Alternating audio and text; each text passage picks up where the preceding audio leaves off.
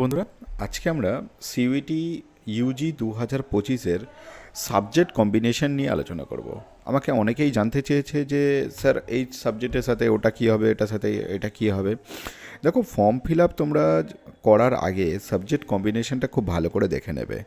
তা না হলে তোমাদের সাবজেক্ট কম্বিনেশনে যদি ভুল হয়ে যায় তাহলে মারাত্মক ভুল হয়ে যাবে। তোমরা এমনকি ইভেন পরীক্ষাও নাও অ্যাপিয়ার হতে পারো পরীক্ষার জন্য।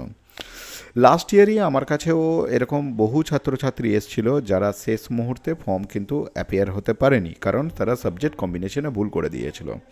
কোন সাবজেক্টের জন্য কি পরীক্ষা দিতে হবে, মানে ধরো তুমি চাইনিজের জন্য অ্যাপিয়ার হচ্ছ, তাহলে চাইনিজের জন্য কোন ল্যাঙ্গুয়েজের পরীক্ষা দেবে? তুমি চাইনিজের ওপর পরীক্ষা দেবে নাকি জেনারেল টেস্টের উপরে দেবে? এবছর নামটা চেঞ্জ করে জেনারেল অ্যাপটিটিউড টেস্ট বলছে। তো সমস্ত কিছু ওয়েবসাইট থেকে ডিটেলস দেখিয়ে দেবো। ইউনিভার্সিটি, আমরা বিশ্বভারতী ইউনিভার্সিটিকে টার্গেট করছি। বিশ্বভারতীর ডিটেলসটা আমি দেখিয়ে দেবো। সমস্ত কিছুই এই ভিডিওতে, আজকের এই ভিডিওতে আমি সমস্ত কিছুই আলোচনা করে দেবো। তাহলে আজকে আর দেরি না করে চলো তাহলে স্টার্ট করা যাক। যাও, তাদের জন্য একটা গুরুত্বপূর্ণ আপডেট, সেটা হচ্ছে তোমরা আমাদের এই চ্যানেলের মানে অ্যাডমিশন রিলেটেড যদি ফার্দার ইনফরমেশন বা নোটিফিকেশান পেতে চাও, তাহলে আমাদের একটা তোমার হোয়াটসঅ্যাপ চ্যানেল রয়েছে, যেটা হচ্ছে তোমার বিশ্বভারতী অ্যাডমিশন বলে। তো তোমরা এই চ্যানেলটা জয়েন করে যেতে পারো, ডেসক্রিপশনের লিঙ্ক দেওয়া থাকবে, সেই লিঙ্ক থেকে। এছাড়াও আমরা অফলাইনে এবং অনলাইনে বোথ মিডিয়ামে আমরা ব্যাচ প্রোভাইড করছি সিইউটি বিশ্বভারতীর জন্য। অগ্নিবীণা ইনস্টিটিউশনের তরফ থেকে বিশ্বভারতী ছাড়াও আমরা জেএনইউ, জামিয়া, তারপরে বিএইচইউ, আলিগড় সমস্ত ইউনিভার্সিটিকেই টার্গেট করে চলছি, হায়দ্রাবাদ সেন্ট্রাল ইউনিভার্সিটি। তো তোমরা যারা ভর্তি হতে চাও ব্যাচে, অলরেডি একটা ব্যাচ ফুল হয়ে গেছে, সেকেন্ড ব্যাচের জন্য অ্যাডমিশন চলছে। তো তোমরা নিচে দেওয়া যে কন্ট্যাক্ট নাম্বার রয়েছে, এই কন্ট্যাক্ট নাম্বারে যোগাযোগ করে নিতে পারো। তোমাদের কোনো কিছু ডাউট থাকলে এখান থেকে জেনে নিতে পারবে। যে কোনো কিছু ব্যাচ রিগার্ডিং বা আদার্স কিছু ডাউট থাকলে এই নাম্বারে কল করে বা হোয়াটসঅ্যাপ করতে পারো, সেখানে ডিটেলস দিতে হবে। এছাড়াও আমরা ধরো তোমার ডাব্লিউপি, কেপি, এসএসসি, জিডি, আর্মির জন্য কোচিং প্রোভাইড করে থাকি। ল অ্যাডমিশন, যেটাকে আমরা ক্ল্যাট বলতে পারো, বা কলকাতা ইউনিভার্সিটির জন্য যে ল অ্যাডমিশন, বর্ধমান ইউনিভার্সিটির জন্য ল অ্যাডমিশন, এগুলোও আমরা গাইড প্রোভাইড করে থাকি। আমাদের একটা নতুন বই প্রকাশ হতে চলেছে, যেটা কিনা ইংলিশ ভার্সনের বইয়ের আমি ফ্রন্ট পেজটা তোমাদের দেখিয়ে দিলাম। তো সেই বইটা তোমাদের কাছে দোকানে কিছুদিনের মধ্যে অ্যাভেলেবেল হয়ে যাবে। এটা সম্পূর্ণ জেনারেল টেস্টের জন্য, তো তোমরা চাইলে বইটাকে কালেক্ট করতে পারো।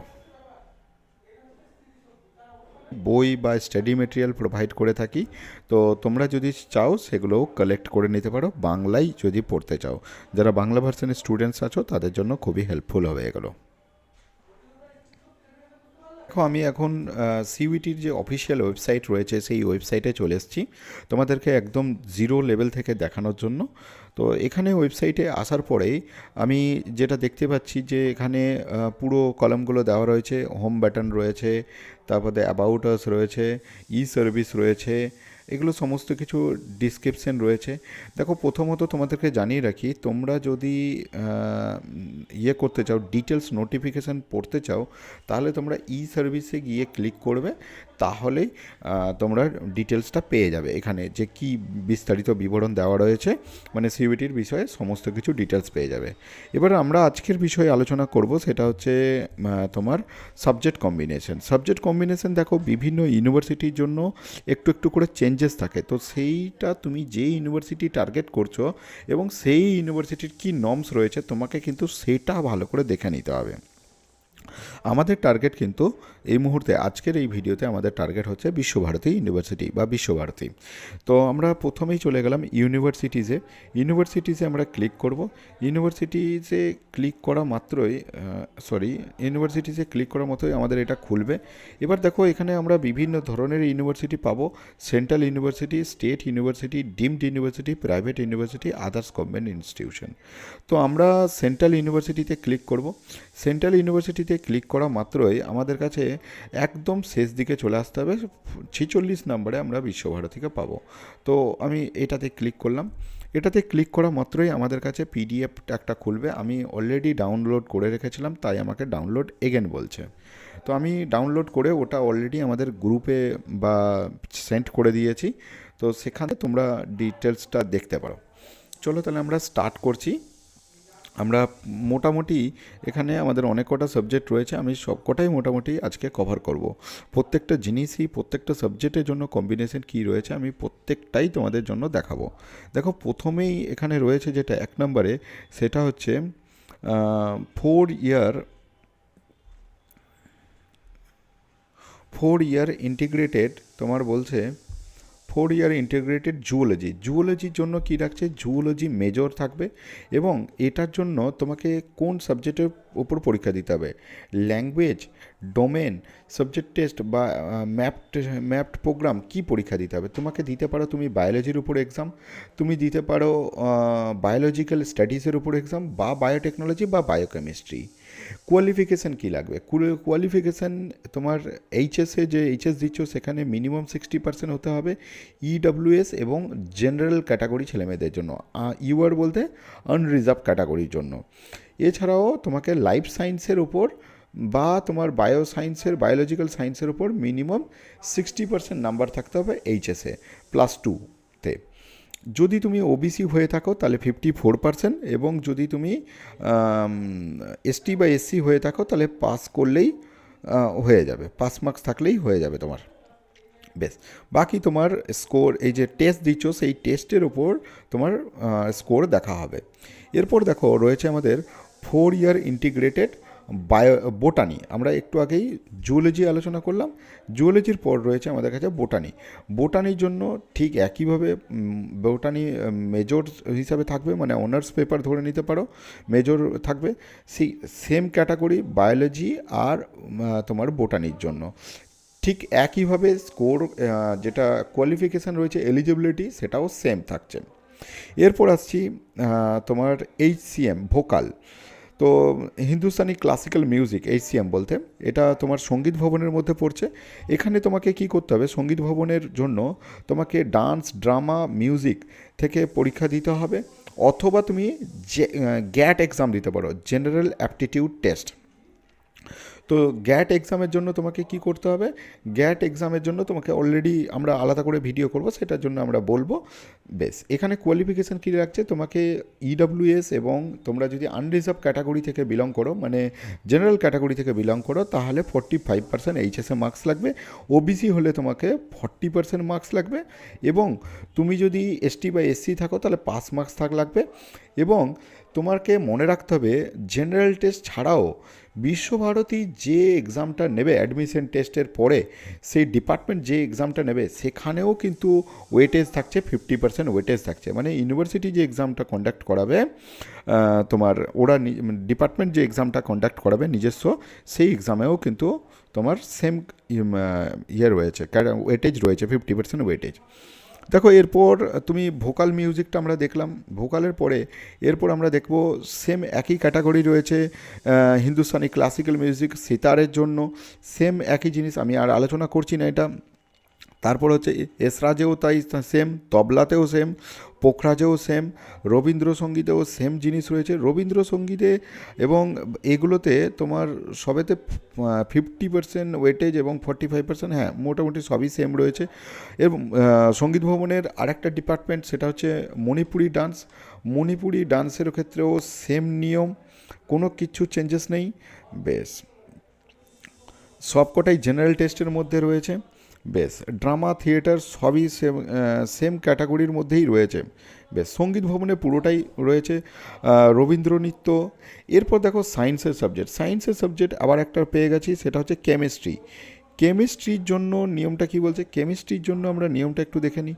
কেমিস্ট্রিতে তোমাকে থাকতে হবে মেজর কেমিস্ট্রি, এবং তোমাকে কেমিস্ট্রিতে 60% নাম্বার থাকতে হবে এইচএসে, মানে তোমাকে +2 বা আমরা এইচএস বলতে পারি, এইচএসে তোমাকে কেমিস্ট্রিতে তোমার 60% নাম্বার কিন্তু তোমাকে ক্যারি করতে হবে।